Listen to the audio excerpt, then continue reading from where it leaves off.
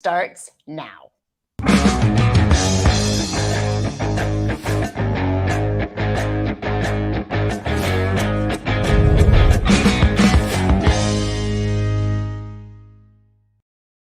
What's up, everyone? We have an amazing show for you tonight. So much to talk about. In a little bit, we're going to be speaking to Laura Brill. She's the executive director of the Civics Center, and they're working on getting out the youth vote.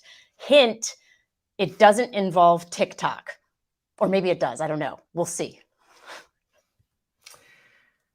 Yeah, but as much as I would like to just skip ahead to Laura and have the pleasure of speaking with her, we have the displeasure of talking about AT&T first. AT&T's funding of OAN has been exposed, and that's really exposed the hypocrisy of the whole pretty picture that AT&T paints of itself.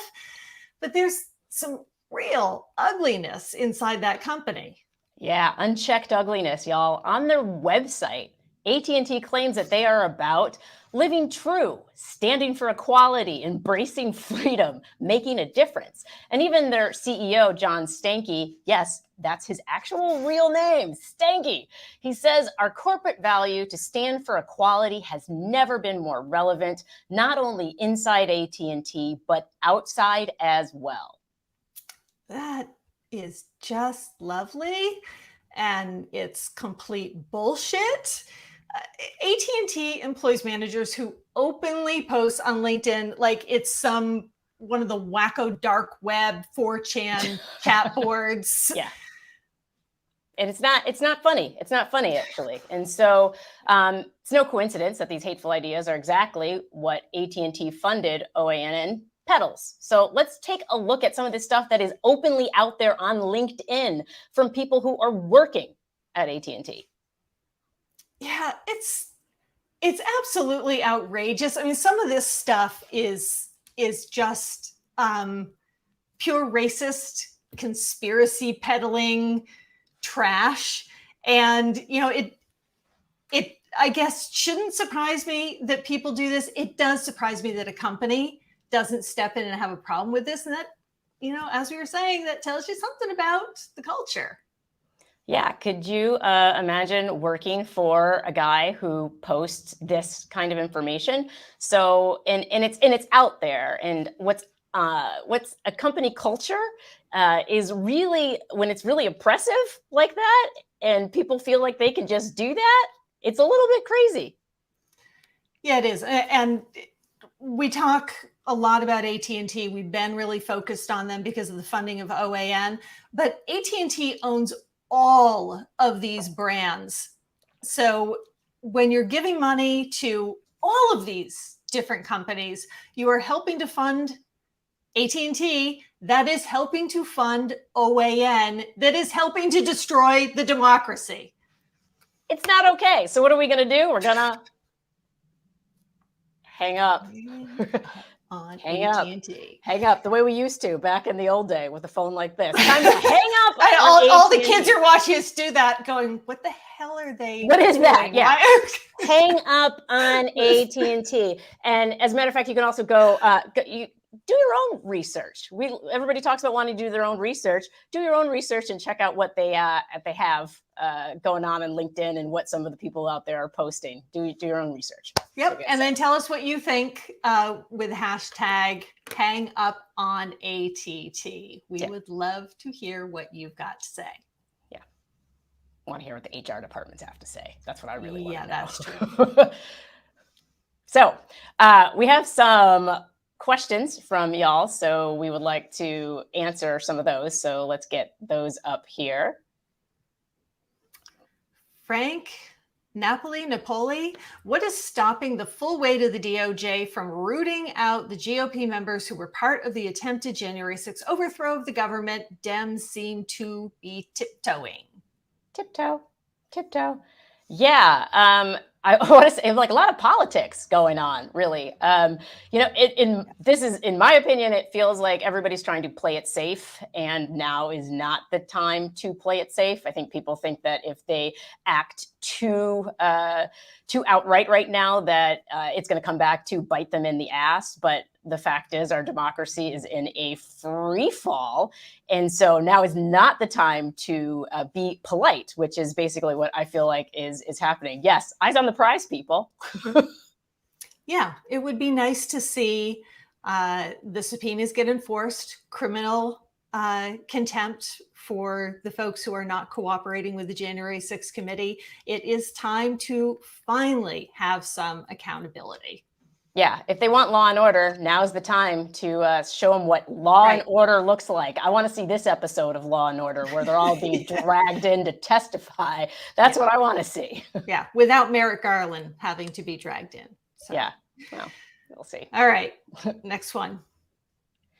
Nancy writes, the news shows I watch are all singing to the choir. True, Democrats must find ways to expose the crazy followers to accurate information and challenges the false notions they accept as true. Yes and no. I completely agree that we are singing to the choir. There's that expression, we're singing to the choir because, or we're speaking to the choir because we want you to sing.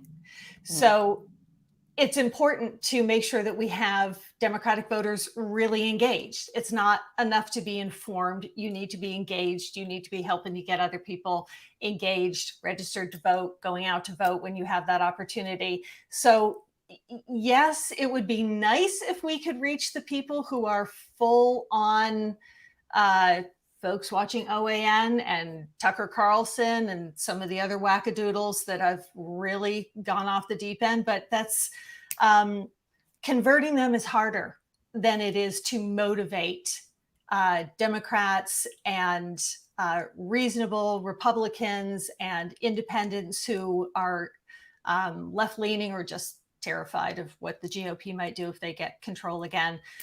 It's tougher to convince the crazies than it is to motivate your voters. And I don't even want to say crazies necessarily, because a lot of them are your friends and family members. And so I'd also like to point out friends and family members are crazy. Because the holidays are coming up, I think it's important to know that sometimes you just have to understand what people's values are, and you can speak to them more than what an anchor or CNN anchor or any anchor is going to be able to speak to them. They're your loved ones. Talk to them over pie. All right, next question. Next question from Rhonda. What else can I do to support the Lincoln Project? What organizations should I be supporting? Oh, the organization like the one that's coming up that we're going to be talking to Laura Brill from the Civics Center. So that's one. So please stay tuned. We're going to toss to a quick ad because stuff's going on in Virginia. So let's check out this Lincoln Project ad. Who is the real Glenn Youngkin? It's not the one behind the slick TV ads and mailers. The real Youngkin begged to go on the radio show of Seb Gorka, one of Donald Trump's most extreme supporters. Gorka said white supremacists weren't the problem just days before Charlottesville. They just literally came down the street to fucking hit us just now. And Glenn Youngkin wants his support. Gorka backs radical anti-Semitic groups, and Glenn Youngkin went on his radio show. Sebastian, thanks for having me. Gorka proudly wore a Nazi militia group's medal, and Glenn Youngkin kissed his ass. This is not the Virginia that we all know. On Seb Gorka's radio show, he promised he'll impose the Trump agenda on Virginia. Youngkin knows exactly who Gorka is and what he stands for. Hate, division, neo-Nazis, and white supremacists. The Trump agenda. Now, Virginia knows it too. Thank you, Glenn Youngkin. The Lincoln Project paid for and is responsible for the content of this advertising. Well, early voting starts in Virginia very soon, and then they will have the election, and everybody will get an opportunity, we hope, to get out there and make sure we do not have a Trumpist as governor of Virginia. We have our guest coming on now who knows and is dedicated to voting and youth voting in particular. Laura Brill, she is the executive director of the Civics Center, a nonpartisan nonprofit organization that educates high schoolers, partnering with dozens of like-minded organizations to get out the youth vote. And she also clerked with Justice Ruth Bader Ginsburg, which I can't imagine a more exciting opportunity than that. We'll talk a tiny bit about that, but and then get to voting. But Laura, welcome to the show. Thank you so much for having me, Lisa. Thanks, Maya. It's great to be here with you. Yeah, excellent. So the youth vote, we've been talking about that a lot right before we came on. Super important in elections, in particular, like this upcoming Virginia gubernatorial election. Why is it so important? And does the media ignore it? So yes, it is so important, and one of the things that the media does downplay is how much young people are involved and care about the future and do vote once they're registered to vote. So the number that I always like to start off by telling people is they think young people don't vote. That's the common wisdom. 86% of young people who were registered to vote voted in the November general election. And if you ask most people, they'll say, I don't know, 50%, 40, 30. And that's the common wisdom. But the real challenge is, getting kids registered in the first place. And they care so much that, to your question, environmental issues are going to affect young people in increasing ways over time. Educational issues, student debt, gun violence, mental health issues, all these things are issues that young people care about dramatically. And whether we have a well-functioning democracy are things that motivate kids a lot. You just released a report, and it shows that there are enough young voters in Virginia to be able to swing that election. Now that voter registration has closed, it closed yesterday. What are the really effective things that your organization, the Civic Center, is doing, and also that we can be doing and that our viewers can be doing to help get the vote out?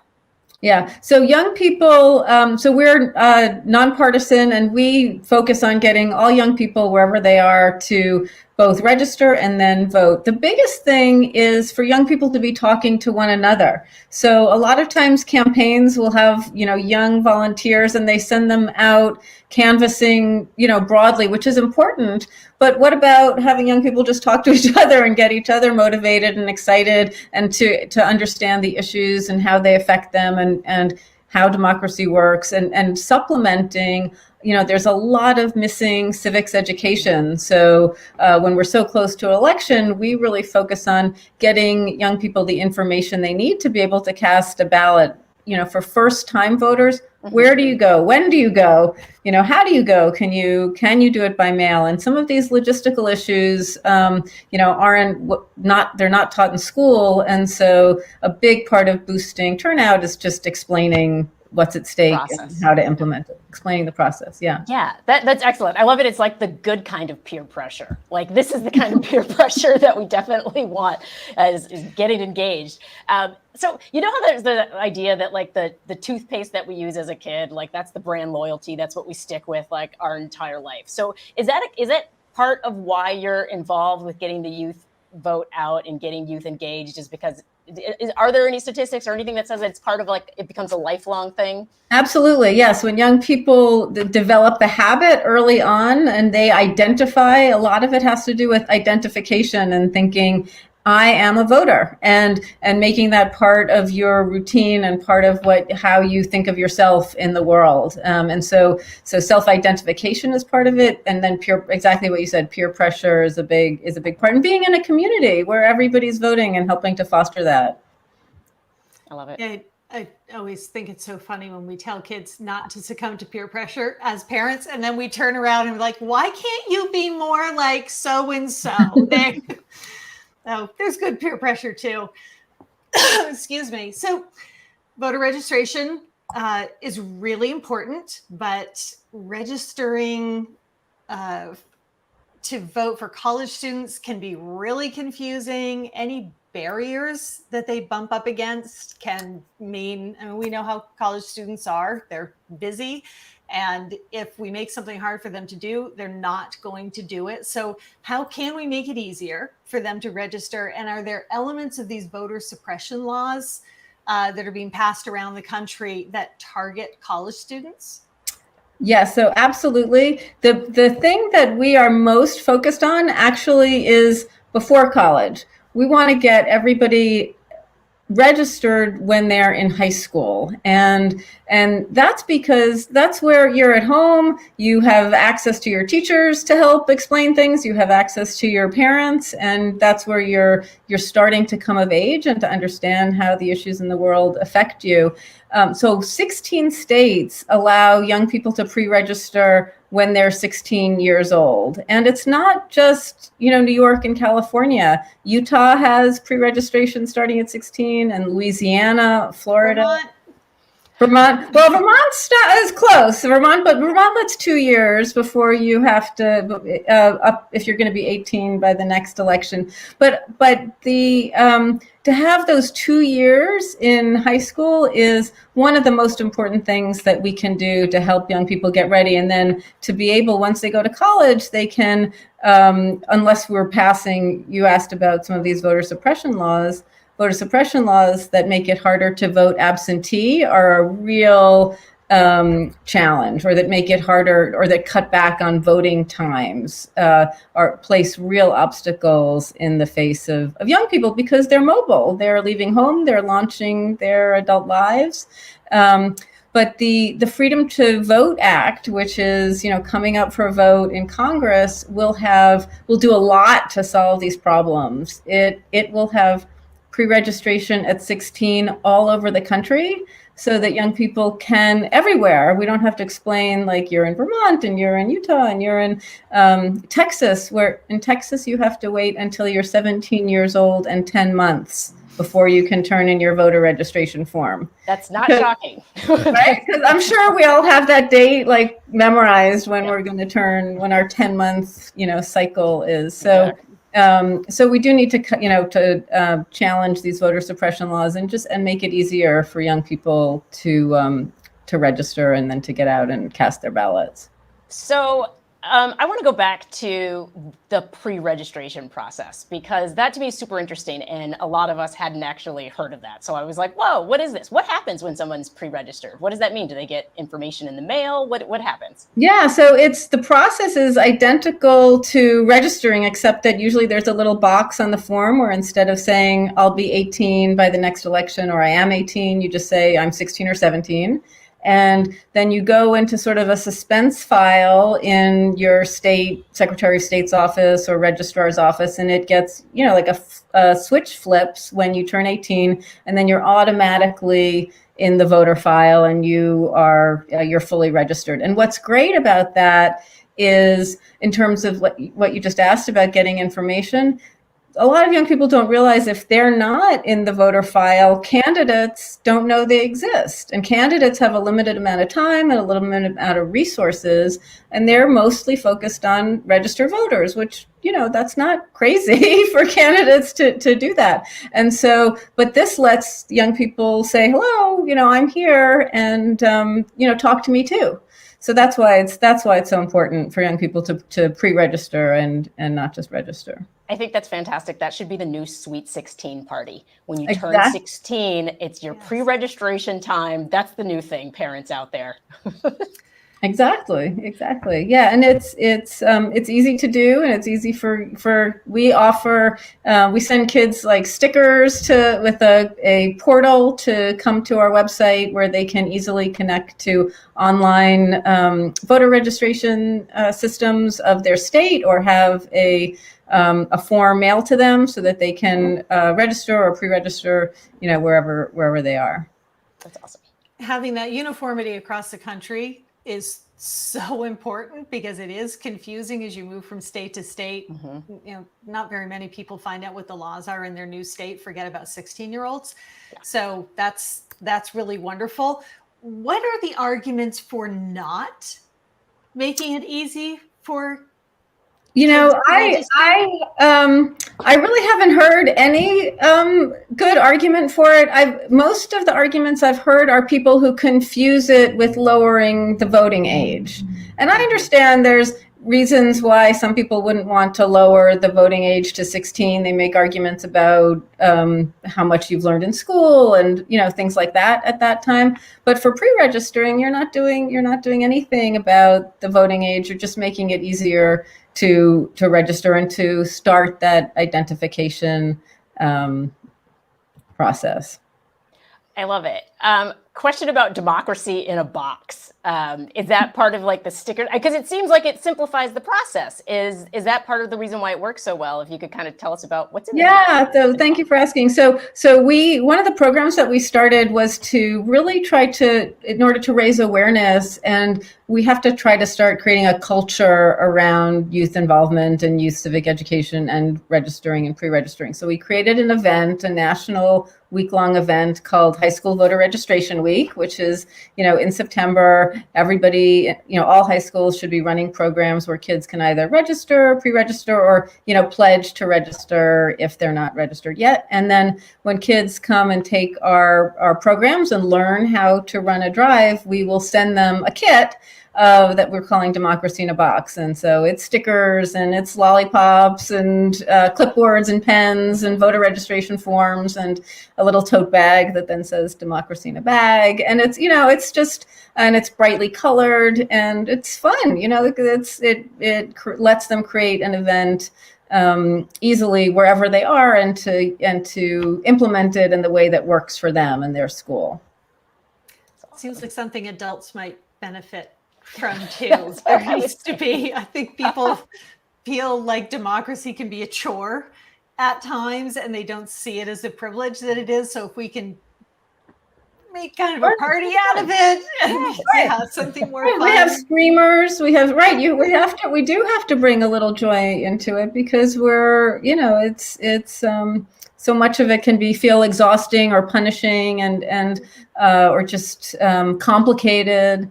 And so, we want young people to know, like, look, the basic principle, if you're a theater kid, go and talk to an athlete and tell them to run the voter registration drive with you. And we don't all have to have the same interests. We don't all have to agree, but let's agree on a common forum where we can resolve issues and, move forward.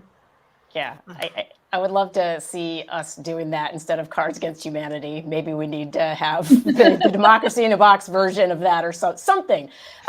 So in getting so there used to be like Rock the Vote and different ways of getting youth involved. What have you found as far as like strategies? Is it like also like showcasing influencers? Is it looking at what's happening on TikTok? We mentioned that earlier.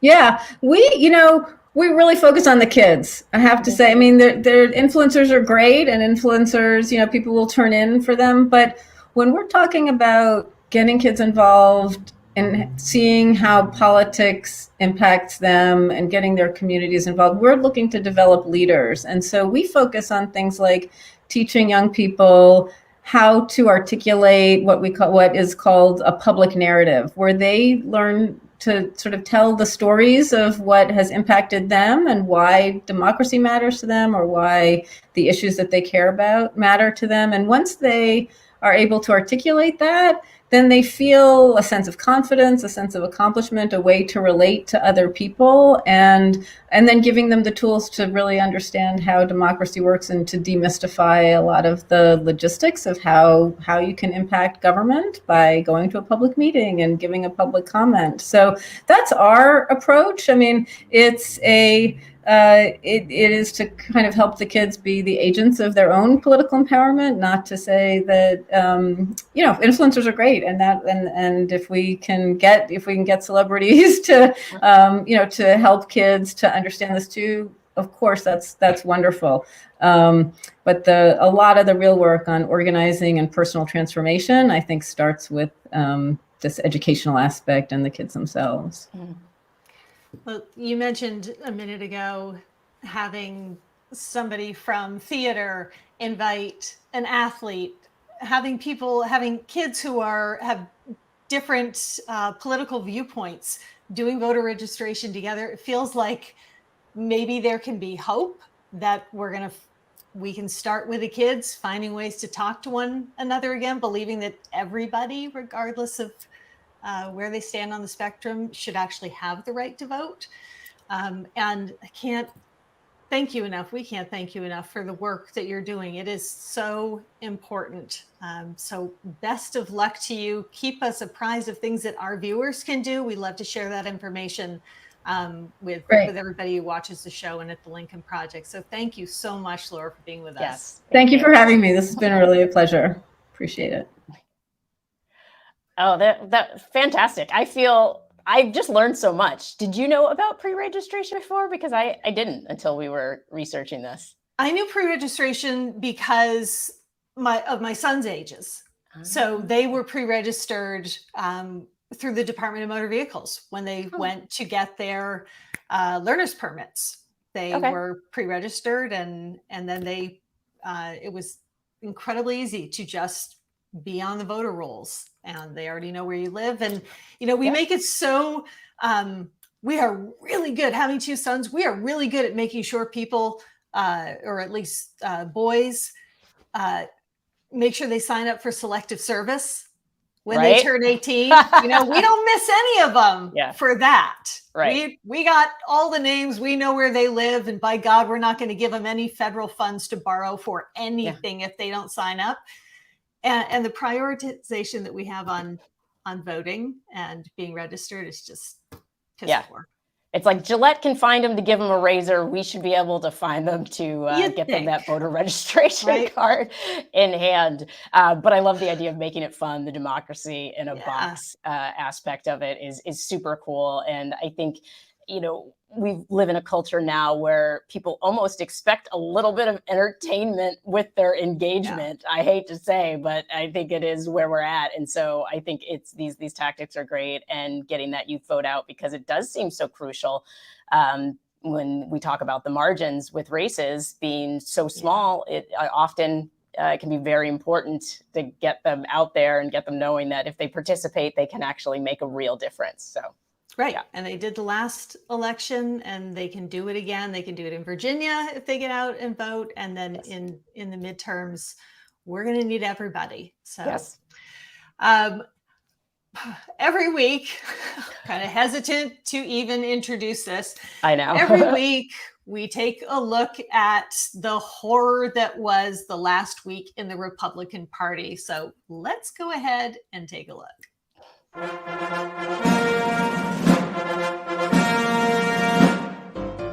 Make America great again, because we already did it, right? We're going to make America great again. The best, most inspiring fighter in our movement is Donald J. Trump, and that's why I've pledged to nominate him for Speaker of the House. Everywhere I go, people are stopping me. If only we could get Trump back. If only we could get Trump back. The return of Trump. And it ain't going to be in 2024. It's going to be in 2022, or maybe before.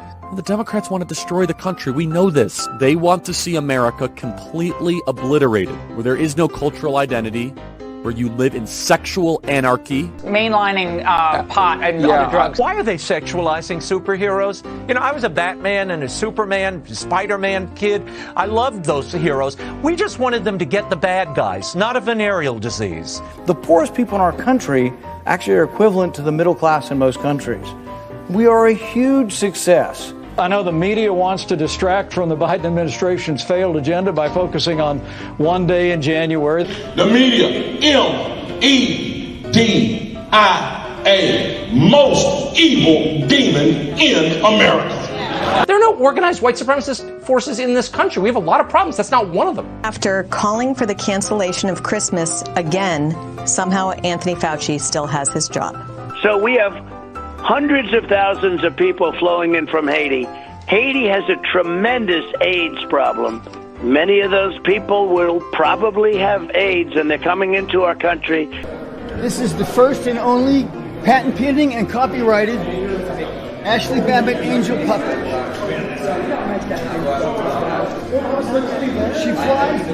She flies on a 15-foot pole in the air, which I can demonstrate. And she waves her arms with the Trump hat and the American flag.